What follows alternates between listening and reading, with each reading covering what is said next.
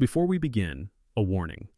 This episode contains disturbing details involving the murder of a young child and other graphic violence. Listener discretion is strongly advised.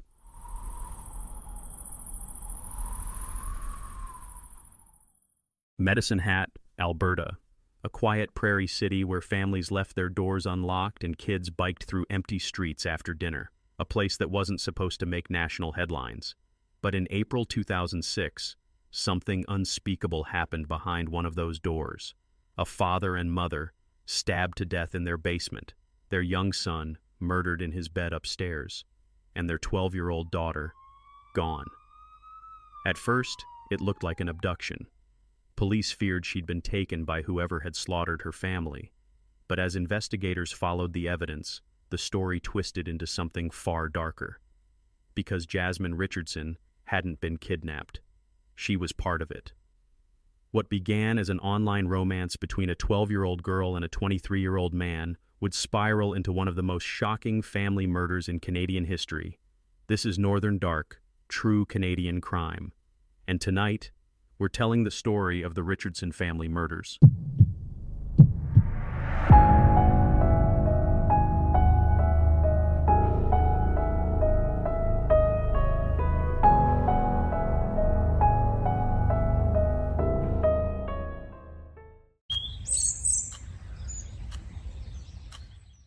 It began on Sunday, April 23rd. 8-year-old Tyler Richardson was supposed to meet a friend for a playdate. When he didn't show up, his friend's parents grew uneasy. They walked to the Richardson home just across the street. They knocked. No answer. The house sat quiet, curtains drawn. After hours passed without word, the neighbors called police.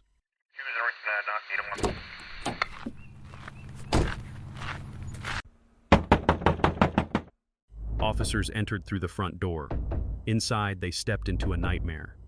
In the basement, Jean-Marc Richardson, just 42, lay stabbed more than 20 times. Nearby, his wife Deborah, 48, was found, also stabbed repeatedly. She had fought back. The defensive wounds on her hands told that story. Upstairs, the horror continued. In his bedroom, 8-year-old Tyler was found in his pajamas, his throat slit, his bedsheets soaked with blood. The home was transformed into a crime scene, but something didn't add up. One family member was unaccounted for, 12-year-old Jasmine Richardson. At first, police feared she had been taken. An Amber Alert went out across Alberta. Helicopters and patrol cars searched. But when investigators looked closer inside the house, the pieces began to shift. Nothing had been stolen, no forced entry. And small details in the crime scene, details not made public at the time, pointed toward a possibility few wanted to believe. This wasn't a kidnapping. It was something far more disturbing. The Richardson family lived in a modest neighborhood in Medicine Hat, Alberta, the kind of place where life moved at a calm, steady rhythm. Jean-Marc worked long hours as an electrician, proud of the home he had built for his family. Deborah stayed focused on her children, the kind of mother who made sure every school project was finished and every backpack was ready for the next day. Their daughter, Jasmine, was quiet at first, smart, artistic, and curious. But as she moved into adolescence, something began to shift. Like many preteens, she was trying to figure out who she was. She started experimenting with fashion, music, and online communities that her parents didn't quite understand. She found herself drawn to darker imagery, the kind of art and music that expressed rebellion and intensity. Late at night, she would scroll through websites that celebrated individuality and the idea of being different. For a 12-year-old searching for identity, that world felt thrilling, even empowering. Through one of those communities, Jasmine met a young man named Jeremy Steinke. He was 23, much older, and living a very different kind of life. Jeremy had struggled to find his place in the world. He had a rough history at school, often bullied, and spent most of his time in alternative circles where he felt accepted. He wore dark clothing, listened to heavy music, and liked to stand out. He talked about fantasy and freedom, about living outside of ordinary rules. To Jasmine, he seemed mysterious and exciting, someone who didn't care what people thought. For Jeremy, the attention of someone younger made him feel powerful and wanted. The connection between them grew quickly, built on messages, music, and late-night conversations about how unfair the world could be. At home, Jean-Marc and Deborah noticed the changes. Their daughter was more withdrawn, defensive, and private. When they eventually discovered she was communicating with an adult, they were alarmed. They tried to step in, limiting her internet use, encouraging her to focus on school, and hoping that normal life would pull her back. But instead, the distance seemed to strengthen the bond. The secrecy added fuel to the relationship. Online, away from rules and supervision, Jasmine and Jeremy began to see themselves as two people standing against everyone else. They shared messages about freedom and defiance, comparing themselves to tragic couples in stories where love was forbidden. To them, it wasn't just a relationship. It became a cause, a story they were living out in real time. That sense of drama blurred the line between fantasy and reality. Over the weeks that followed, the tone of their conversations shifted. What began as romantic daydreaming slowly turned darker. They talked about how impossible it felt to live apart and how the obstacles in their way, parents, rules, responsibility, were keeping them from being together. Each message built on the last, reinforcing their belief that they were destined for something extraordinary. But behind that intensity was something unstable, a fantasy growing stronger than reason. At school, friends noticed small changes. Jasmine doodled dark imagery in her notebook, shared songs and quotes that sounded ominous, and seemed detached from her old life. Teachers saw a quiet student, maybe a little distracted, but nothing alarming enough to predict what was coming. In truth, the situation had already slipped beyond what anyone around her could see. The online connection, the secrecy, and the fantasy of rebellion had combined into something dangerous. Not because of a single conversation, but because of how completely it had taken hold of their identities. Jasmine believed she had found love. Jeremy believed he had found someone who finally understood him. Neither realized how destructive that belief would become. On the night of April 22nd, Jasmine quietly left a basement window unlatched. It was the signal Jeremy needed. Hours later, under the cover of darkness, he made his way toward the Richardson home. Earlier that evening, according to trial testimony, both had been in contact, exchanging messages, reaffirming their plan. Jeremy had been drinking heavily and taking drugs. Despite that, he appeared determined, later telling friends that nothing would stop him. When he entered the basement, Jean-Marc heard the noise and went down to investigate. The two met in the dark. Neighbors would later recall hearing a single thud around midnight, followed by silence. Inside, a violent struggle unfolded. Jean-Marc managed to land several blows, hard enough to leave Jeremy with a black eye seen by witnesses the next day. What happened next was fast and chaotic. The father fought until the end. Deborah came running down the stairs when she heard the commotion. Evidence from the scene later showed she had tried to defend herself and her husband. She fought desperately before collapsing near him. With both parents gone, the house fell silent. Upstairs, the light from a television still flickered across the hallway. 8-year-old Tyler was awake, frightened and confused. According to testimony shared during the trials, he pleaded softly, not fully understanding what was happening. By the time the night ended, 3 members of the Richardson family were dead. The small, tidy home on a quiet suburban street would become the center of one of the most disturbing investigations in Canadian history. In the early morning hours, Jasmine and Jeremy fled. They were seen later that day by several people who had no idea what had happened. One friend testified that Jeremy showed up with a black eye, saying he'd been in a fight but laughing as if it didn't matter. Another recalled the pair acting carefree, even affectionate, at a friend's house, talking about leaving town together. When word spread the next day that 3 bodies had been found in Medicine Hat, those same witnesses realized who had been with them the entire time. They contacted police immediately. From that point, the manhunt began. Detectives pieced together the online messages, the open window, and the physical evidence left at the scene. Within 24 hours, officers traced the pair to Saskatchewan, the end of their short-lived escape.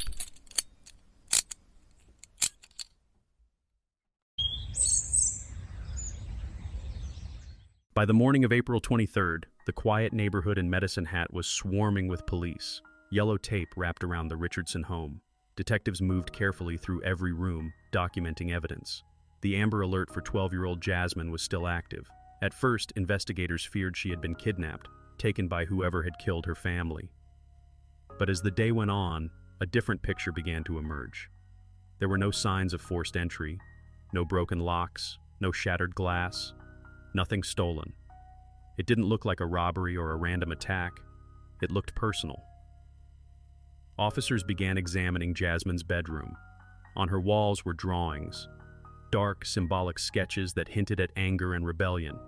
Inside her school notebooks, they found messages exchanged with friends, notes that spoke of frustration, fantasy, and escape. In one of her bags, investigators found printed emails between Jasmine and her boyfriend, Jeremy Steinke.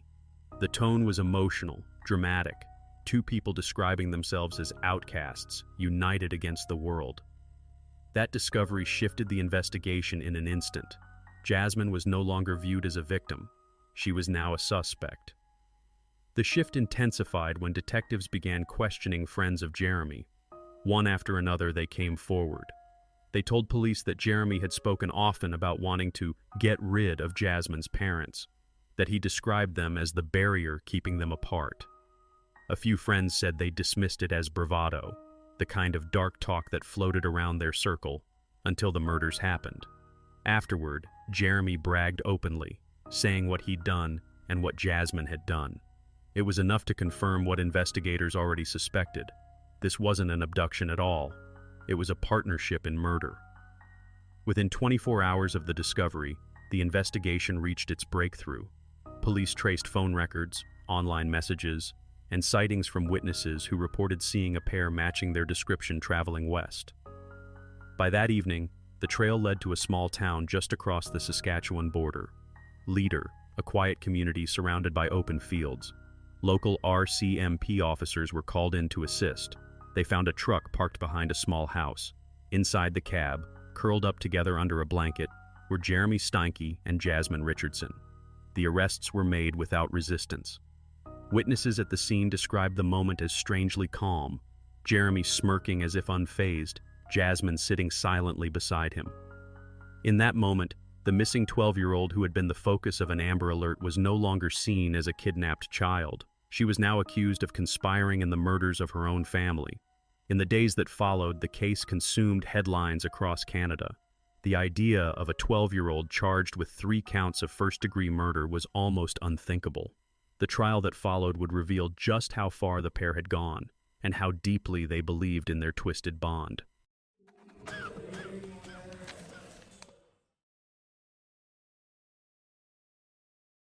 In 2007, Jasmine Richardson went to trial in a packed courtroom in Medicine Hat. She was only 13, far too young to be tried as an adult.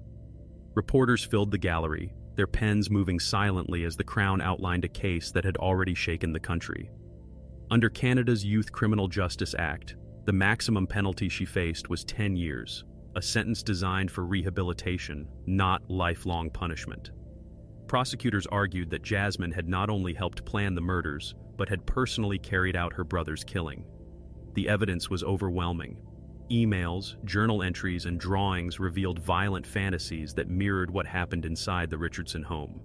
Classmates testified that Jasmine spoke of her parents as obstacles to her freedom, words that took on new meaning after the crime. Psychiatrists testified too. They described her as intelligent but emotionally immature, a child swept up in the influence of an older, controlling man. Still, the jury had to weigh intent against age. After days of testimony and long hours of deliberation, they reached their verdict. Jasmine Richardson was found guilty on 3 counts of first-degree murder. She became the youngest person in Canadian history to receive that conviction. She was sentenced to 10 years, 4 years in a secure facility, followed by 4 under psychiatric supervision, and the remainder under community monitoring. The sentence immediately divided public opinion. Some Canadians believed the system was right, that she was a child who could still be rehabilitated. Others felt it was a failure of justice, that 10 years was far too short for the loss of 3 lives. Meanwhile, Jeremy Steinke's trial began in 2008. He was 25 and faced no such limits. The courtroom was tense from the start. The Crown portrayed him as the ringleader, an adult who manipulated a child into murder. Jurors were shown his online messages, where he fantasized about eliminating the Richardsons and living freely with Jasmine. Witnesses recounted his chilling comments after the killings, how he laughed about what happened, bragged about the plan, and told people exactly how the night unfolded. Then came the physical evidence, photos, forensic reports, and emotional testimony that moved jurors to tears. Even seasoned reporters wrote that it was one of the most disturbing trials they had ever covered. The jury found him guilty on 3 counts of first-degree murder. The sentence was automatic: life in prison with no chance of parole for 25 years. Inside the penitentiary, Jeremy would later change his name to Jackson May, a symbolic attempt, some said, to escape the identity the world had given him. As the years passed, Jasmine's progress was closely monitored by the courts. Judges received regular reports from psychologists and social workers detailing her treatment, schooling, and reintegration. The reports painted a picture of steady change. She was described as polite, compliant, and motivated to move forward. By 2011, she was allowed to attend community college courses under supervision. By 2013, she was taking university classes and participating in volunteer work. But even then, she lived under strict curfews and continued therapy sessions multiple times a week. In 2015, a judge reviewed her case and lifted the final restrictions, citing consistent progress and a low risk to reoffend. Officials said she had taken full responsibility for her actions and expressed genuine remorse. Finally, in the spring of 2016, Jasmine Richardson walked free at the age of 22. Her decade-long sentence was complete. Under Canadian law, if she remained crime-free for 5 years, her record would be sealed. The case left Canada deeply divided. A 12-year-old who helped plan the deaths of her own family, a 23-year-old who carried it out, and a legal system forced to ask whether rehabilitation could ever balance such loss. Even today, the debate continues. Some see Jasmine's release as a success of the youth justice system, proof that even the most broken path can lead to reform. Others see it as an open wound, a reminder that justice and healing do not always align. Today, Jasmine lives quietly, her identity protected by law. She has not reoffended, and few know where she is. Jeremy remains behind bars, serving out his life sentence under his new name. Their fates forever split, one re-entering the world, the other locked away. The Richardson Family Murders remain one of the darkest crimes in Canadian history, a chilling reminder of how obsession, manipulation, and fantasy can destroy even the most ordinary home. The Richardson Family Murders will always be remembered as one of Canada's darkest stories, a tragedy that forced the country to confront what justice means for the young, the broken, and the lost. A family gone, a child transformed, and a question that still lingers nearly 2 decades later. Can someone so young ever truly leave behind what they've done? Welcome back to Northern Dark. I'm Mark. We are glad to see you join us for another episode. The murder of the Richardson family is a notorious case because of who helped to murder this family, the Richardsons' own daughter. I'm Leah, and welcome back, and thank you for joining us once again. Once again, another difficult case to research for our episode. You know, I'm not going to lie, that one was tough to get through. As a parent, you never think that your child would betray you like this. I felt the same thing while reading the articles of this case. There are cases where you can almost keep a layer of distance, but this one didn't let me do that. How could a daughter betray their family like this, and almost seem unfazed by it when seen in public after the murders? The details of a 12-year-old being part of it, that just doesn't sit right in your brain. You picture a kid that age, and it doesn't line up with what we just described. Yeah. You think about grade 7, middle school, the age where kids are figuring out who they are. And here, instead of sleepovers and field trips, we're talking about a girl involved in planning her family's murder. It's beyond comprehension. And then Tyler. That's the part that really broke me while listening back. A little boy, upstairs in his room, trusting that the people in the house are going to keep him safe, and it's his own sister who ends it. It's the moment where people stop trying to rationalize it as manipulation or influence and just feel the weight of what happened. Whatever the reasons, a child's throat was cut. That's why this case doesn't fade. The basement fight was brutal too. Jean-Marc fought so hard. And the fact jurors cried when they saw the photos, you know how rare that is. Usually, juries hold it together, That tells you how much the violence got to them. And then there's Jeremy, walking around after like it was nothing, even bragging. That coldness, that almost casual detachment. I think that disturbed people as much as the crime itself. Let's talk about the online angle, because this case didn't happen in a bubble. Jasmine met him on Vampire Freaks, and that was the same site the Dawson College shooter used. 2 Canadian crimes. The same year, the same website. The media latched onto that right away. They turned Vampire Freaks into the villain, headlines saying it was corrupting kids, pulling them into darkness, glamorizing violence. Parents panicked, and suddenly goth makeup, heavy music, the whole culture was lumped in as dangerous. But most of the kids on there weren't killers. They were moody, dramatic teenagers. They were trying on identities. But that nuance never made the papers. And the important point is that the site didn't create killers, but it did create connections. It put alienated people in the same space. If you were already unstable, already fantasizing, it gave you a stage and sometimes even an audience. That's exactly what happened with Jasmine and Jeremy. If they hadn't found each other online, maybe this never would have happened. Or maybe it would have played out differently. But Vampire Freaks was the meeting ground, and that matters. Same with Dawson. Gil used it to post his photos, his persona, his dark thoughts. It wasn't the cause, but it was the amplifier. And in 2006, when these cases hit back to back, it created a moral panic. It feels almost like a preview of the conversations we're still having now with bigger platforms. What does social media encourage? How much does it reflect what's already there? Where does influence stop and responsibility begin? And it ties directly into how the justice system handled this case, too. Under the Youth Criminal Justice Act, what used to be called the Young Offenders Act, there's this belief that young people can be rehabilitated, even after something horrific. That's why Jasmine's sentence was capped at 10 years. And that's what a lot of people couldn't accept. Because the crime was so violent, so deliberate, there were loud calls for her to be tried as an adult.